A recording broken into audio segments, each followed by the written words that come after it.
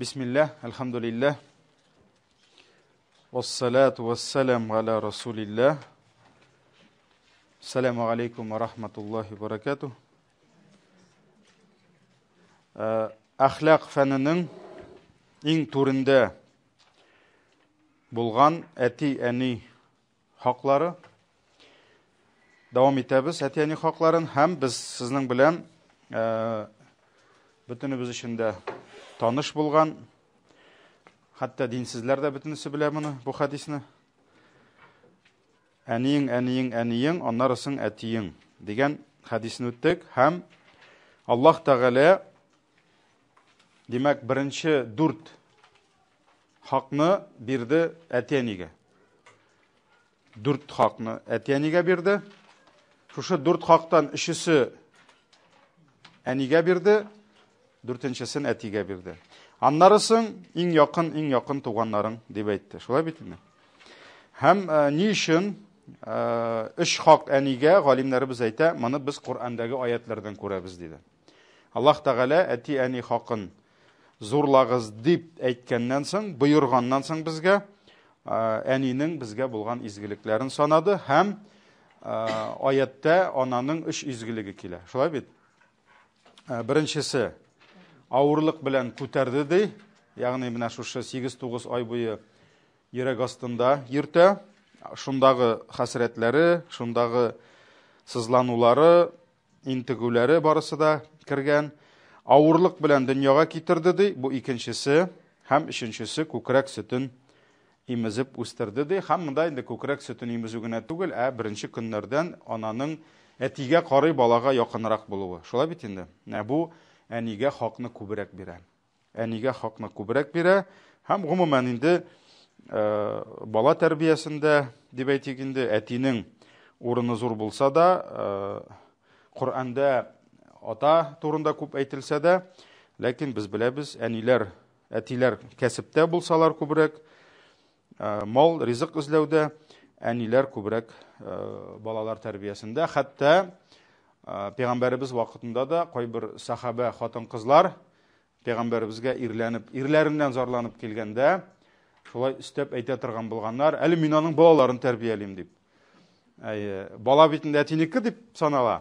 Фамилия әтинікі, отчество әтинікі, мына менің хақымны өтәмеді, әлі мен аның балаларын тәрбиелеймін ше деп. Мына шулай істеп әйте тұрған болғанlar, бойында көрсеткен нәрсені бары бір тәрбиеде әнинің үліші көбірек енді. Һәм дүртіншіні берді Пейғамбар саллаллаху алейхи ва саллям әтиге, һәм ең яқын дейді енді. Яқын туғаннардан айырып әйтті сүйіклі Пейғамбарыбыз әнинің бір туған қыз туғанларын енді. Әйтті, һәм нәрсе дейді, әл-халату бимәнзилетил дейді. Имам Бухарида келе, халя, ол енді бұла родная тетя со стороны мамы бұла енді. Әнинің қыз туғаны. Әнинің қыз туғаны әни орнында болыр деген. Әни орнында болыр деген. Мұны енді ғалимлер бұл хадисін аңлаталар нәрсе деп, бәлки міне ана баланы тапқаннан соң әуелгі күннерден шушы баланы тәрбиелеуде көбірек тезірек ярдәмгә келе кім ғадетті? Әнинің туғаннары һәм бигрәк тә ир туғаннар шауып келмей бит инде памперс алыштырырга. Әнинің апасы яки сіңлесе көбірек. Демәк, шушы баланы тәрбиелеуде, үстерүдә кім көбірек өлеш керткән, аның дәрәҗәсе көбірек булып чыга инде. Менә шуңа күрә әл-халату дигән, родная тетя это твоя мама дигән инде. Һәм икенче хадис әнинең урынында булыр дигән. Алга таба китер алдыннан тагын бер хадис. Абу Хурайра тапшырган хадис. Менә бу без үткән мәшһүр хадискә якын, ләкин аның бераз гына башка инде рәвеше. Абу Хурайра радиллаһу анһу әйтә, бер вакыт сөйкле Пәйгамбәребезгә бер ир кеше килде ди. Һәм әйтте ди, я Расулаллах, син миңа нинди эш кушарсың? Ягъни куш миңа бер эш, изге эш дип әйтте ди, хәерле эш куш ди. Ягъни нинди эшләргә насихат бирәсең ди. Пәйгамбәр саллаллаһу алейһи ва саллям бирра уммак диде. Әниеңә изгелек кыл диде. Нинди хайырлы изге эш эшлим дигәч, әниеңә изгелек кыл диде. Соңыннан шушы насихатны биргәннән соң, тагын нинди изгелек кушасың миңа диде. Тагын нинди изгелек кушасың миңа диде. Пәйгамбер саллаллаху алейхи ва саллям бирра уммак, әниеңә изгелек кыл диде. Тагын кабатлады. Өченче тапкыр кабатлагач, аннары соң тагын нинди изгелеккә кушасың, киңәш итәсең дигәч, әниеңә изгелек кыл диде. Дүртенче мәртәбә тагын нинди изгелек кушыр идең миңа дигәч, әтиеңә изгелек кыл дип әйтте инде. Менә бу хадис Имам Ахмад риваятында килә, моны инде Имам Бухари Адабул Муфрад дигән китабында да китерә шулай ук. Бу хадистә безгә нәрсәне күрсәтә? Менә 3 мәртәбә әнигә булган изгелекне әйтте. Шулай бит? 3 мәртәбә. Аннары соң әтиең дип әйтте. Менә шулай иттереп, мөселман кешесе Аллаһның мәхлуклары белән, кешеләр белән мөнәсәбәт төзегәндә беренче 4 урынны әти-әнигә бирде, өчесе әнинеке, берсе әтинеке була инде. Шулай бит? Ләкин монда инде әтиләр берничек тә үпкәли алмыйлар. Чөнки әти 4нче урында булса да, ислам биргән 4нче урын ул инде шулай ук бик зур. Бик зур урын әти турында һәм әтигә булган мөнәсәбәт турында шулай ук аерым хадисләр бар, аерым насихатлар бар. Аларга инде без кирип тормыйбыз хәзер. Ләкин әтинең дә гаиләсенә хезмәт итүе, кәсеп кылуы, алар барысы да Аллаһ юлында гыйбадат һәм иң изге садака булып тора инде. Шуңа күрә әтинең хакы да бик зур, шулай бит. Алга таба киттек. Хәзер без күчәбез бераз гына сахабалар белән, табигыйннар белән булган хәлләргә. Чөнки без бит инде әти-әнинең дәрәҗәсе никадәр зур икәнен аңлар өчен без үзебезнең күрше тирәгә карага тиеш түгел. Чөнки күрше тирәдә без хәерле үрнәк күрмәскә мөмкинбез. Без менә шушы үрнәк буыннарга кайтырга тиешбез. Сахабалар, табигыйннар, галимнар вакыты. Әйдәгез, менә шуларның берничәсен карап китик. Шуларның беренчесе Ата ибн Ясар. Ул инде табигыйн, безнең инде пәйгамбәребездән гыйлем алган, аннан аның шәкертләре булган бу сахабалар, сподвижники. Сахабалардан гыйлем алган, алар кемнәр? Табигыйннар, последователи сподвижников дип атала, табигыйннар. Шулай бит? Димәк, табигыйннар пәйгамбәрне күрмәгән, ләкин сахабаларны күргән. Шулай бит, шул бәхеткә ирешкән. Менә шушы табигыйннардан булган Гата ибн Ясар әйтә, Абдулла ибн Габбас. Абдулла ибн Габбас ул инде пәйгамбәребезнең туганы була. Пәйгамбәребезнең әтисенең ир туганы Габбас бар иде, родной дяде була. Шушы Габбасның улы Абдулла булган. Булар инде иң зур галим сахабаларның берсе инде ул. Ибн Масуд, Абдулла ибн Габбас, Муаз ибн Джабаллар, булар инде иң зур галимнәрдән. Менә шушы Абдулла ибн Габбас каядыр дәрестә утыргандамы, шәкертләре белән утырганда, аның инде менә устаз, аның кырында шәкертләр утыра. Шулай бит? Шушы бер кеше килә һәм үзенең моңзарын сөйли. Нәрсә ди? Мин ди бик каты гашыйк булдым бер хатын кызга ди. Бик каты гашыйк булдым ди һәм килеп аның миңа кияүгә чыгуын сорадым ди. Хитба дип атала инде ул. Килеп кияүгә чыгуын сорадым ди, ләкин ул миңа баш тартты ди, миннән баш тартты ди. Минем сиңа кияүгә чыгасым килми дип, ягъни отказ бирде ди. Шуннан соң күпмедер вакыттан соң икенче бер ир килде ди. Аңа бер атнаданмы, 2 көннәнме, неважно. Шулай бит инде. Һәм ул ди аңа бик теләп ризалык бирде ди. Бик теләп ризалык бирде ди. Бу инде моны белеп алдым ди, ишеттем ди һәм минем ишемдә ди көнчелегем шул кадәр кытырды ди. Мин ул хатынны башка берәүгә бирмәс өчен аны барып үтердем ди. Аны барып үтердем ди.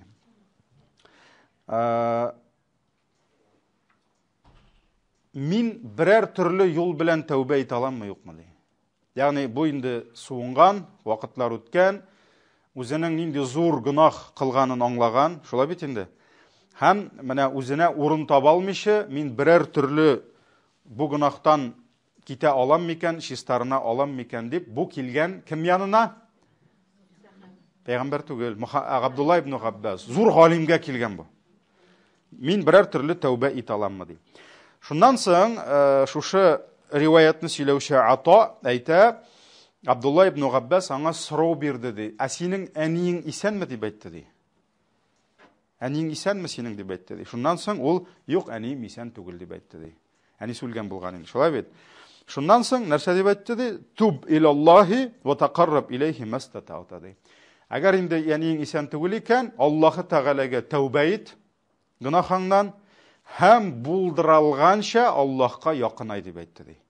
Ягъни бик күп изгелекләр кыл, нинди изгелекләр белән Аллаһка якынай аласың, шулай якынай дип әйтте ди. Әйдәгез телефоннарны ябыйк әле. Ул аның бер кнопкасы бар. Дәрескә килдегезме? Все бетте. Телефоннарны сүндерегез. Ул китеп барды ди. Һәм күпмедер вакыттан соң, моны бит шәкертләр тыңлап утыралар. Ата әйтә, мин ди остаздан сорадым ди. Абдулла ибн Габбастан сорадым ди. Ә нигә син аның әнисе турында сорадың дип әйттем ди. Монда бит аңлашылмый, нигә сорадым микән инде? Шуннан соң Абдулла ибн Габбас әйтте ди, мин ди Аллаһы Тәгаләгә якынайта торган гамәлләрдән ди, әнигә изгелек кылудан да зуррак гамәл белмим ди. Мин әнидән дә, әнигә изгелек кылудан да күбрәк Аллаһка якынайта торган эшне белмим башка эшне ди. Нинди эш бар микән башка ди. Моннан да ныграк якынайта торган ди. Менә бу хадис дип аталмый инде бу. Хадис ул пәйгамбәребезнең сүзе, пәйгамбәребезнең тормышы белән бәйле булса. Сахабалар, табигиннар, галимнәр белән ул әсәр дип атала. Әсәр бармы әдәбиятта? Әсәр сүзе. Әсәр ул инде из дигән сүз. Мәсәлән, Тукайның әсәре. Тукайның изе калдырган, язып, из дигән сүз. Шулай бит инде. Менә бу әсәр шулай ук әсәр дип атала. Пәйгамбәребезнең сахабасы белән булган. Менә бу хадистә без күрәбез әнинең дәрәҗәсен һәм әнигә изгелек кылуның савабын. Ничек ул Аллаһ Тәгаләгә ничек безне якынайта һәм алай гына түгел, карагыз. Әти әнигә изгелек кылу димәк нәрсә ул? Гынахлардан арынуга кәффарат булып тора. Ягъни кеше гынахларыннан арынырга теләсә, гынахларым гафу ителсен дисә, әти әнигә изгелек кылып, ул Аллаһның рәхмәтен, магъфиратын таба икән. Менә әйдәгез, әз генә бу хәзер әсәрне карап чыгыйк. Бу кеше кылган гынах, иң зур гынахларның берсе инде, кеше үтерү. Шулай бит инде, кеше канын кыю, ул инде иң зур гынахларның берсе булып тора. Аллаһы Тәгалә иң яратмаган, Аллаһның иң күп ачуын китерә торган гамәлләрнең берсе, әлбәттә, кеше үтерү. Шулай бит инде, Алла сакласын. Һәм аның шушы гаепсезгә кешене үтерүенең сәбәбе нәрсәдә булган? Көнчелек. Көнчелек. Көнчелек татар телендә без аны көнчелек дип әйтсәк тә, көнче ир диләр, көнче хатын диләр. Ләкин гарәп телендә бар хөсетлек, хөсетлек була зависть. Ревность түгел. Ревность була гайрәт. Ләкин татар телендә гайрәт ул ничектер башкарак сүз инде. Шулай бит? Гыйр. Ягъни гыйр ул инде менә шушы гайрәт сүзеннән гыйр ул кешенең ревность була инде. Хөсетлек түгел монда. Хөсетлек ул кешенең бәхетен күреп көнләшү. Монда көнләшү ир хатын кызга булган, хатын кызның иренә булган көнчелеге. Шулай бит? Ревность турында сүз бара. Әлбәттә, ирдә, хатын кызда да ул инде бигрәк тә ирдә ревность булырга тиеш. Гыйра дигән әйбер булырга тиеш, чөнки Пәйгамбәр саллаллаһу алейһи ва саллям әйтте: "Ад-даюс ла ядхулул джанна" диде. Ягъни күңелендә көнчелеге булмаган ират ул иҗмахка кирмәячәк диде. Моның мәгънәсе нәрсәдә? Даюс диде инде ул. Даюс ул менә аның кул астында булган, аңа якын булган хатын кызларның азгынлыкларынан битараф булган ират. Мәсәлән, кемдер басып тора, бер чит кеше килә дә, аның хатынына күз кыса, кочаклап ала, аның күңелендә бернинди дә нәрсә юк. Яки мәсәлән, кемдер килә дә, аның кызын машинага утыртып алып китә, кем ул, каян чыккан ул, аның күңелендә бернинди дә гайрәт, яну, ревность юк. Менә бу ират, ул, ират түгел инде. Шулай бит, бу шүпрәк. Аңа җмакта урын юк диде. Шуңа күрә ул гайр булырга тиеш. Хәтта гайрәт, ревность Аллаһта да бар. Пәйгамбәр саллаллаһу алейһи ва сәллям әйтте, Аллаһ сездән ревностныйрак диде, кайчан җир өстендә гынаһ кылынса, башка эшләрне. Пәйгамбәребездә дә гайрәт булды. Аллаһның әмерләре үтәлсә, үтәлмәсә, бозылса, шикләре бозылса, менә шуңа күрә ул хәерле бер, ләкин ул бер кайчанда шиктән чыгарга тиеш түгел. Ягъни ират ул ревностный булырга тиеш, ревнивый булайын димәк, көнче, ләкин аның хатынына яки кул астындагы хатын-кызларга көнләшүе ул шиктән чыгарга тиеш түгел. Менә монда ул аның шиктән чыккан. Шулай бит инде. Шиктән чыгып, нишләткән ул аны шушы зур гынаһка керткән. Шуңа күрә көнчелек кешене шиктән ашып, кешене гынаһка кертергә тиеш түгел. Әлбәттә, ул пәйгамбәребезнең хатыннары да көнче булган. Пәйгамбәребезнең үзендә көнчелек булган, ләкин хөсетлек түгел. Шулай бит.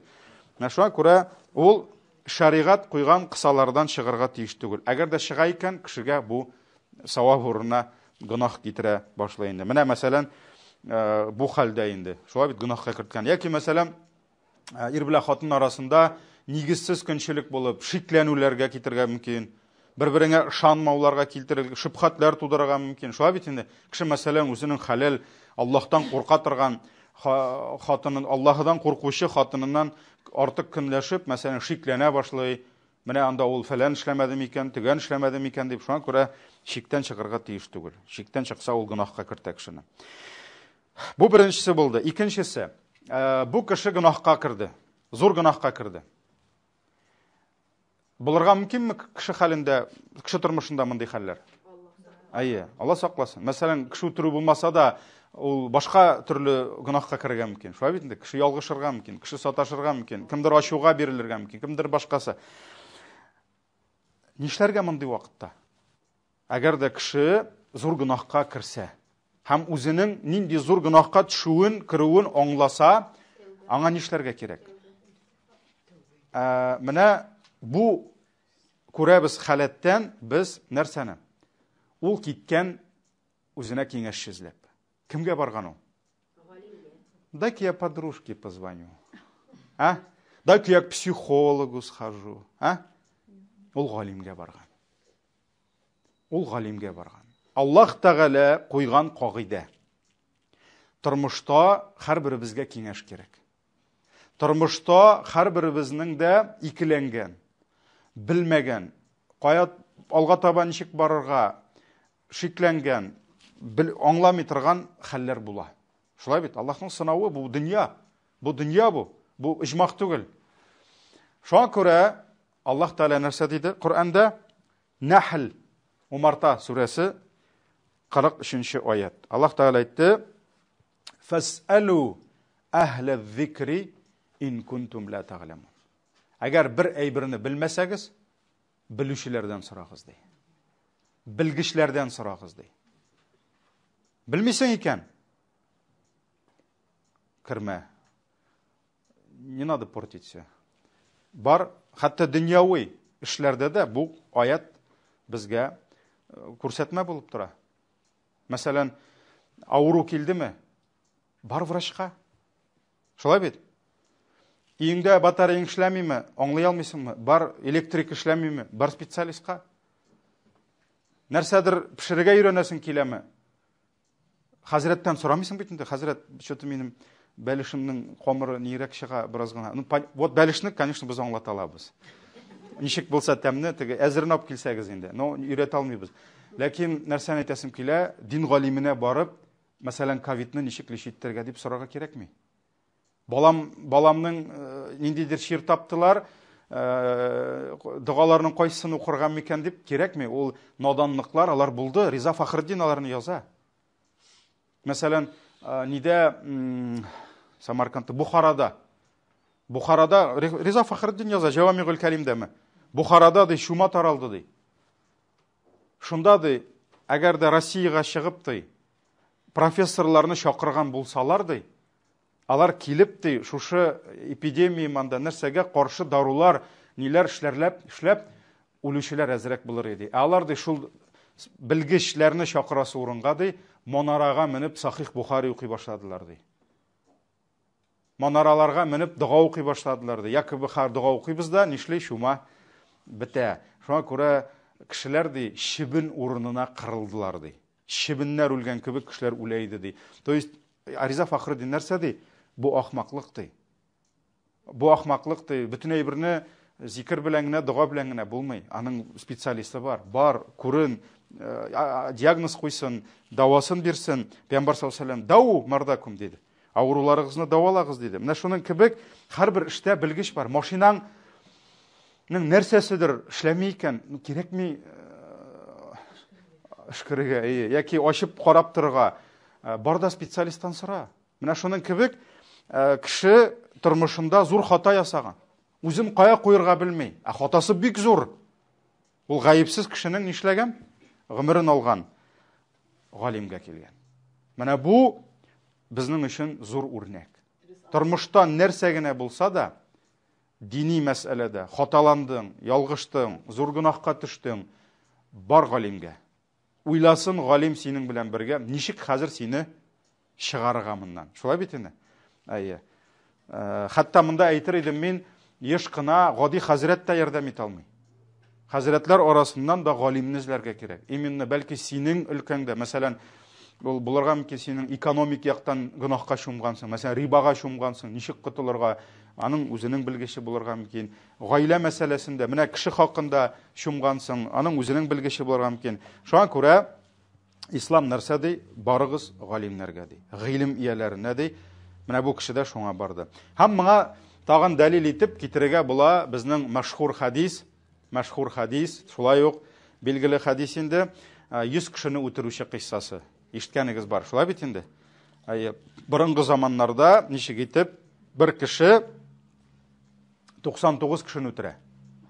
Белмим, мәш сугыш булгандыр, бәлки ни булгандыр, ләкин ул зур җинаят кыла, 99 кешене үтерә. Һәм үзен кая куярга белмичә, йөрәге йыртылып, ул эзли башлый, ничек бу гынахтан котылырга. Һәм аңа әйтәләр инде, менә шунда бер монах бар ди. Монах көне-төне гыйбадәттә ди. Син шул монахка барып соралы ди, киңәшләшәле, ул сиңа сүз әйтер ди, киңәшен ди. Шуннан соң инде ул килә, үзенең гынахасын сөйли, 99 кешене үтердем ди, белмим ничек котылырга ди, белмим берәр киңәш бирәле ди. Мине Аллаһ кичерәр микән ди. Мин инде әллә мәңге утта янырмын микән ди. Шуннан соң инде ул монах Аллаһтан куркучы була, ул инде бик ихлас була, бәлки ул гыйбадәтләрен кылгандыр бик күп, шулай бит инде. Ләкин ул галим булмаган. Киңәшне бирергә тиеш галим. Һәм ул нәрсә ди? 99 кешене үтереп сиңа инде тәүбә эзләүдән файда юк ди. Шуннан соң бу әйтә инде ачуга бирелеп, нитеп инде ярар 99-ы булган 100 булсын инде дип монахны да үтерә инде. Монахны да үтерә. Ләкин үтә вакытлар ул инде нишләргә белмәй, шулай бит, һәм килә бер галим янына. Монсында инде гади монах булмый, гыйлем иясе була. Һәм гыйлем иясенә хәзер инде 100 дип сөйли, 99 түгел, шулай бит инде. Менә шулай хәл булды ди. Һәм галим инде аны сораша, чөнки ул бит инде хадистә бөтенесе әйтелмәсә дә, галим нинди сораулар биргән, бөтенесе юк, ләкин ул бит инде врач сораша, нинди аның симптомнары, галәмәтләре, ни өчен ул кылган, һәм галим инде үзенең гыйлеменә нигезләнеп, нәрсә дип әйтә? Син ди яшәгән җиреңнән китергә тиеш ди. Карагыз, галим шушы кешенең бу никадәр җинаяткә чумганының сәбәбен эзли. Оказывается, бу шундый җирдә яши, анда шундый кешеләр яшиләр. Бәлки алар ниндидер ул теге ниндидер бер мафиозный структурададыр, разбойниклар булган бит инде легилектән, шулай бит инде. Бәлки шуның ул бит инде 99 кешене чыгып былай гына үтермәгән. Ул бит инде димәк, әле 99 кешене үтерер өчен бит аңа көч кирәк, аңа явызлык кирәк. Шул хәтлек. Шулай бит инде ул бит димәк, ул каядыр булган. Менә ул бит инде әллә кая китмәшә дәген, менә 90нчы елларны бит инде урамда күпме кешеләрне үтерделәр. Шулай бит инде гаепсез, әле һаман чыгаралар. Менә шуңа күрә ул нәрсә дип әйтә, син ди ул җирдән китергә тиеш ди. Кая китергә? Менә шундый җиргә бар әле ди. Анда ди хәерле бәндәләр яшиләр ди. Гыйбадәтле, хәерле бәндәләр яшиләр. Син ди бу калдыр бу җиреңне ди. Каш моннан ди. Һәм шунда китте. Аллаһ Тәгалә сине ди шунда кешерер ди. Карагыз, ул аңа нәрсә рецепт яза. Ничек котылырга? Булмый, файда юк, бесполезно. Гореть тебе в аду, алай дими. Чөнки кешене төзәтергә кирәк. Хәзер ул син мәңге янасың дигәннән, ул төзәләме? Ул дальше үтерәл, гомере булса 150-не җитшәл ул. Шулай бит инде. Ул профессионал, может ул киллер булгандыр, электә булганнар бит инде. Пәйгамбәр үзендә бит үтерергә күпме кешене яллаганнар. Менә шуңа күрә бу галим нишәтә аны туктата. Синең ди, у тебя есть шанс ди. Өмет бар ди. Ләкин нинди шарт? Калдыр бу кешеләрне ди. Бу кешеләр бетерә сине ди. Һәм кит менә шундый җиргә, анда изге кешеләр ди. Бу шундук торып чыгып китә шунда. Һәм юлда аның әҗәле җитә. Юлда әҗәле җитә, үлем фәрештәсе аны ала. Үлем фәрештәсе нишли? Үлем фәрештәсе безнең вакыт, конечно, күп үтә. Үлем фәрештәсе аның эше җанны чыгару гына. Дальше ул аңа тими. Всё, операцияны ясады, калган эшне башкалар эшли. Ярдәмчеләр, хирургның, шулаймы? Всё, хирург кирәкми ха. Шуның кебек үлем фәрештәсе җанны гына чыгара. Калган эшне башка фәрештәләргә тапшыра. Шуңа күрә изге җан чыкканда үлем фәрештәсе белән ак фәрештәләр килә. Җмахкап китергә. Һәм уже җәннәттән кәфенлекләр алып төшәләр. Җанны төргә. Без бит инде кешеләр тәнне төрәбез. Фәрештәләр җанны төрәләр. Ну, смотря нинди кеше инде. Әгәр дә явыз кеше, кафир, имансыз үлсә, кара фәрештәләр төшәләр. Уже алар нәрсә җәһәннәмнән сасы, пычрак, шүпрәк алып төшәләр, шүпрәккә чорнарга инде. Шуңа күрә килә үлем фәрештәсе җанны суырып ала. Кемгә тапшырырга? Бу яктан килә рәхмәт фәрештәләре, моннан килеп басалар газап фәрештәләре. Шуннан соң рәхмәт фәрештәләре әйтә: бу битте, үкенде ди, тәүбә итәргә теләп чыгып китте ди. Шуңа күрә бу безнең клиент ди инде. Без аны алып китәбез, үзебез белән җмахка ди. Теге газап фәрештәләр әйтәләр: юк ди, ул ди күпме җинаят кылды ди, әле бер изгелек кылырга да өлгермәде ди. Ул өлгердеме? Әле бит менә яңа киңәшне алды да чыгып кына китте. Әле бит ул анда барып изгелекләрен кылырга тиеши. Шулаймы? Не успел. Шуннан соң газап фәрештәләр әйтә: юк ди, аның бер изгелеге дә юк ди. Ул безнең клиент ди, без аны уткап китәбез ди. Башлана нәрсә? Бәхәс инде. Шуннан соң Аллаһ Тәгалә кеше кыяфәтендә, юлчы кыяфәтендә аларга тагын бер фәрештәне җибәрә. Аллаһ үзе җибәрә. Үзе җибәрә. Һәм фәрештәләр әйтәләр: әйдә бу юлчыны туктатыйк әле ди. Туктатыйк ди, әйдә ул безгә киңәш бирсен ди. Шуннан соң юлчыны туктаталар да, сөйләп бирәләр. Юлчы әйтә: алайса ди, сез нишләгез ди. Менә бу галим янына барган бит инде ул. От точки А ул чыгып киткән теге изге юлга, до точки Б. Үлчәгез аның юлын ди. Әгәр дә ул күпчелек юлны үткән булса ди, димәк ул изгелеккә нәрсә якынрак килгән, рәхмәт фәрештәләре сез алып китегез аны ди. Әгәр дә ул әзрәк юлны үткән булса ди, димәк газап фәрештәләре ул сезнең клиент инде ди. Шуннан соң булар бик моңа ризалашып килешәләр һәм үлчиләр. Үлчи башлыйлар. Нәтиҗәдә инде ул күпчелек юлны үткән була.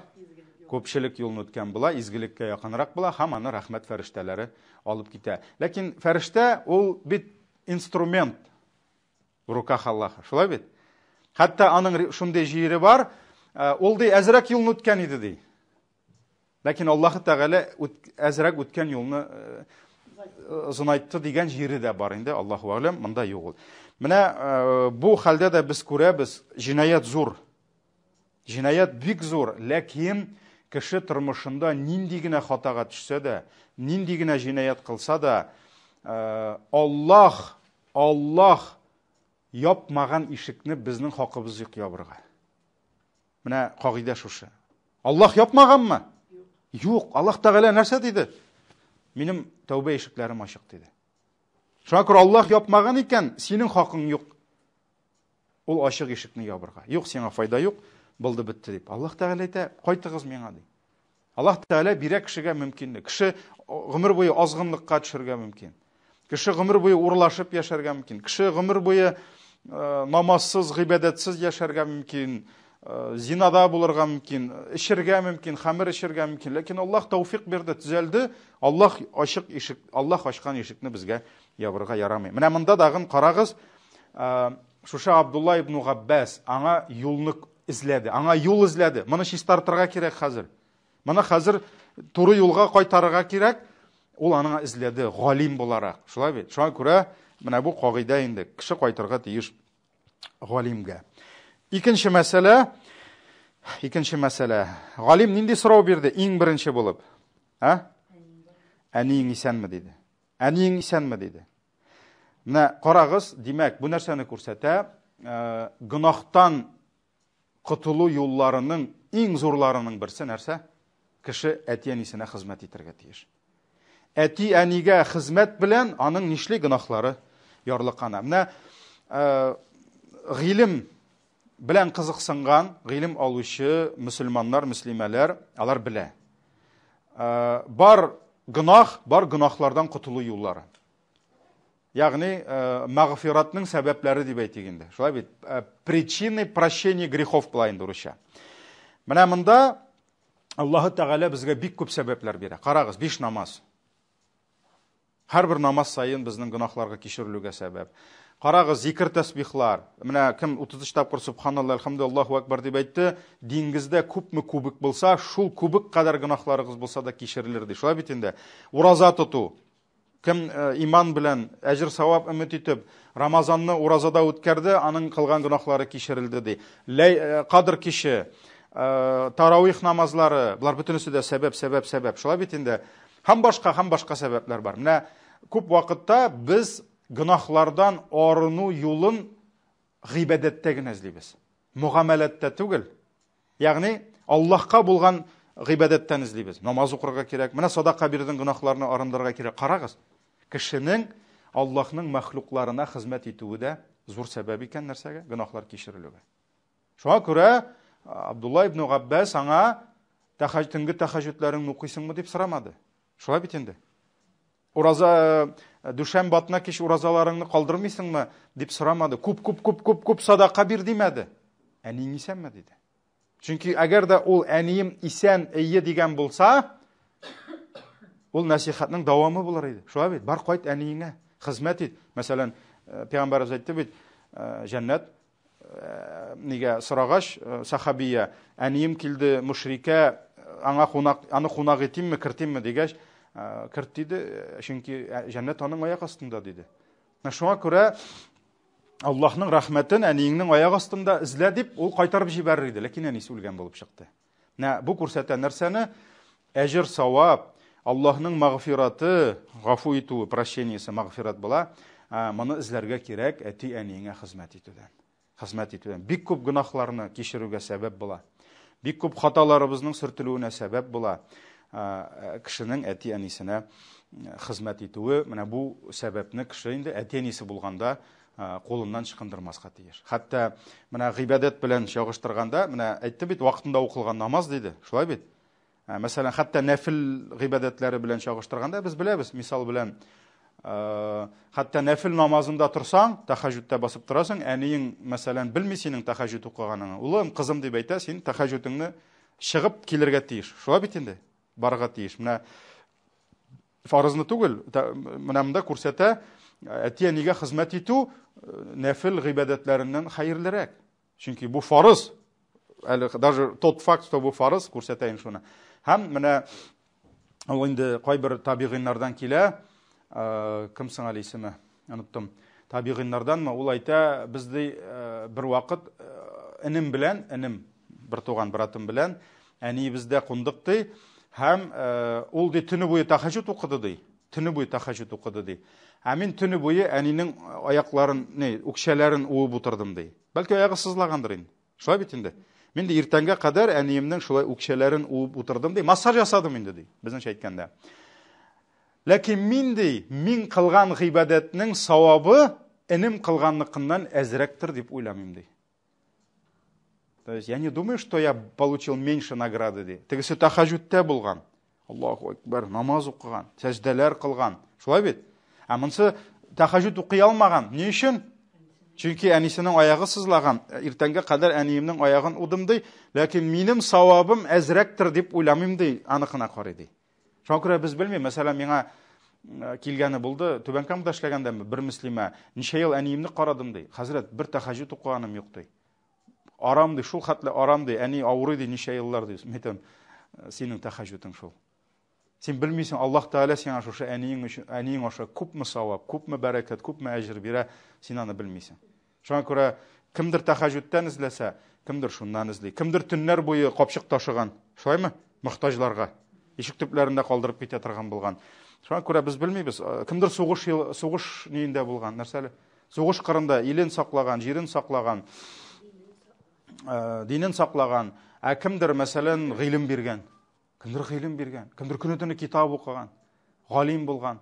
Бәлки аның тахаҗудлар саны әзрәктер, мәсәлән, мусыныкына карый. Ләкин моның бит гыйлем, бу күпме шәкертләр тәрбияләгән.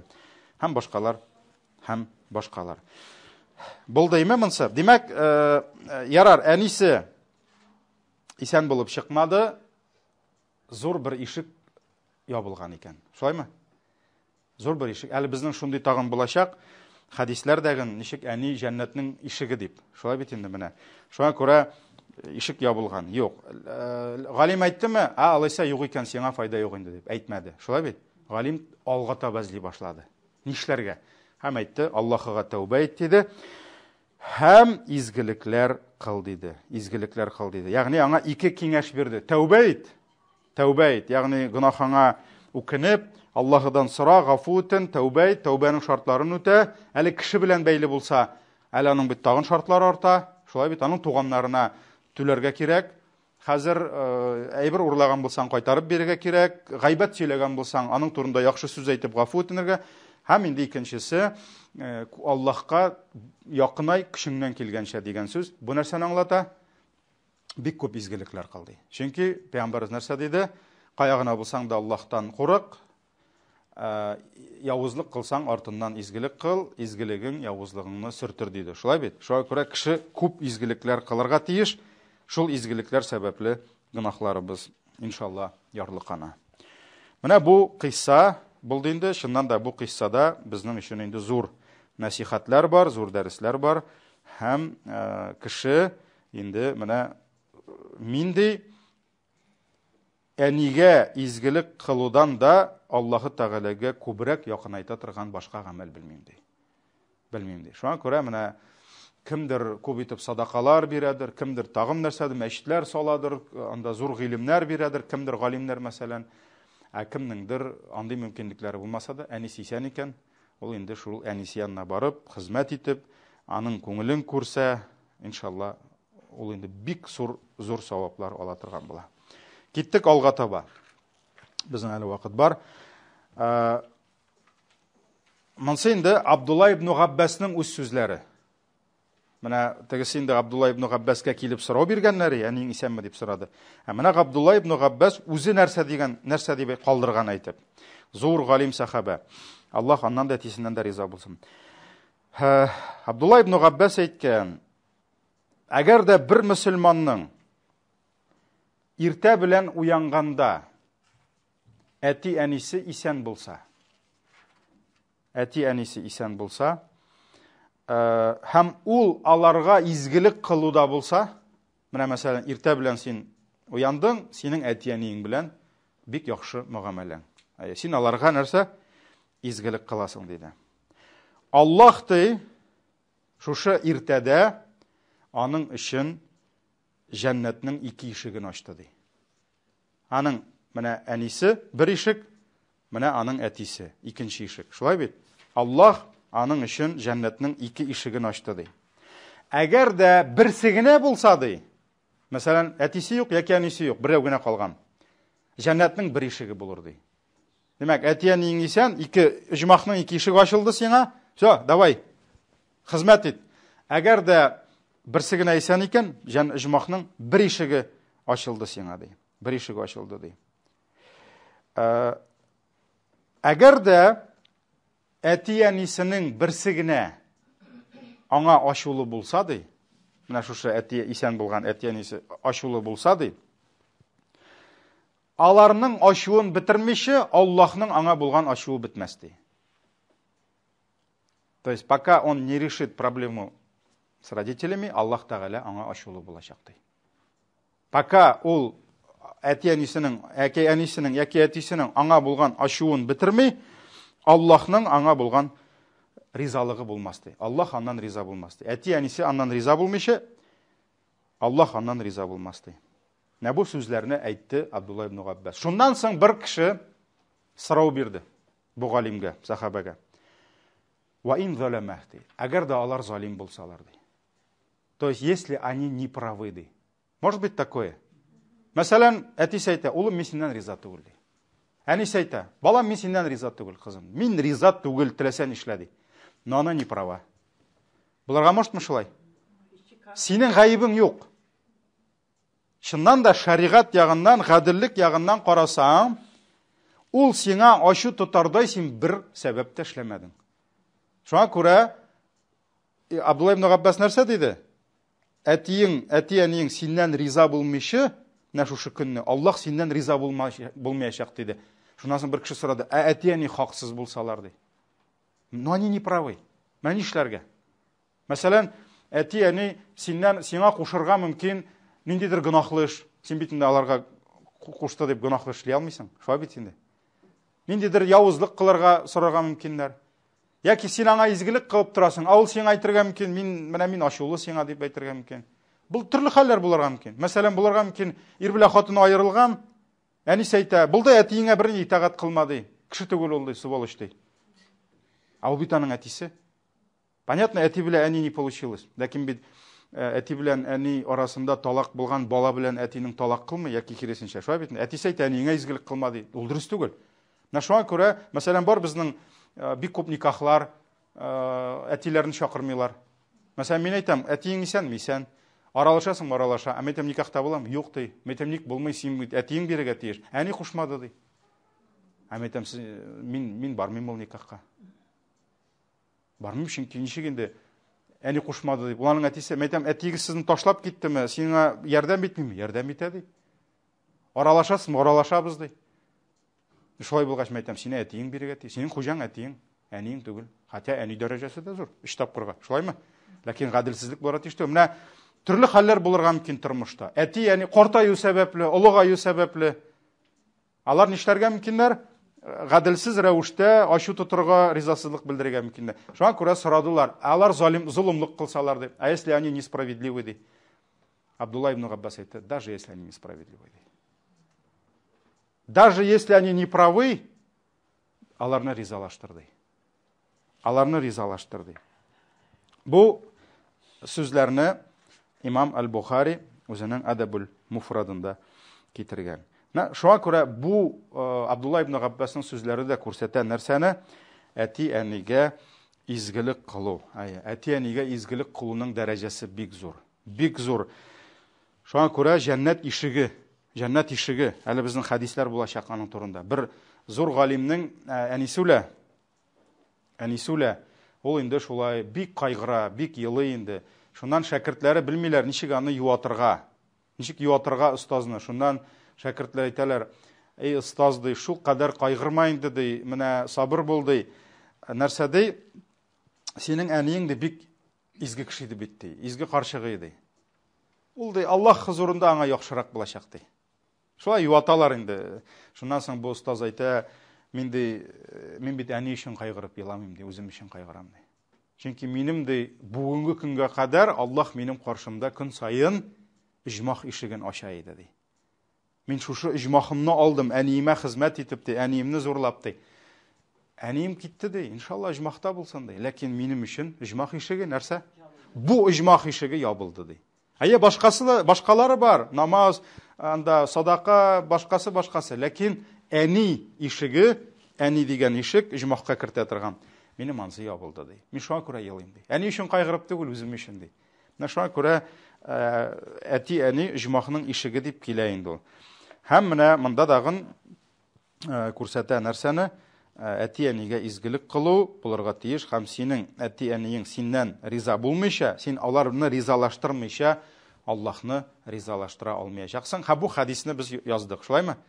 Раббының ризалыгы әти әнинең ризалыгы белән булыр ди, Раббының ачуы әти әнинең ачуы белән бергә килер ди. Менә булар бөтенесе дә шуны күрсәтә. Шуңа күрә әти әнинең ризалыгы бик мөһим бер, ләкин әле монда тагын бер сложность килеп чыкты. Bir катлаулылык килеп чыкты. Әти әнинең ризалыгын алырга кирәк икән, хәтта кайчанда әти әниең хаксыз булганда да. Шулай бит? Мәсәлән, син каядыр хаксызга алар сиңа рәнҗиделәр, хаксызга мәсәлән үпкәләделәр. Димәк, син ничектер барыбер аларны җималап, аларны юатып, аларның ризалыкларын бу яктан булмаса да, бу яктан алырга тырышырга тиеш инде. Ягъни ярыласыңмы, ватыласыңмы, ләкин син тырышырга тиеш аларның ризалыгын алырга. Ризалыгын алырга бу бик мөһим әйбер, һәм менә монда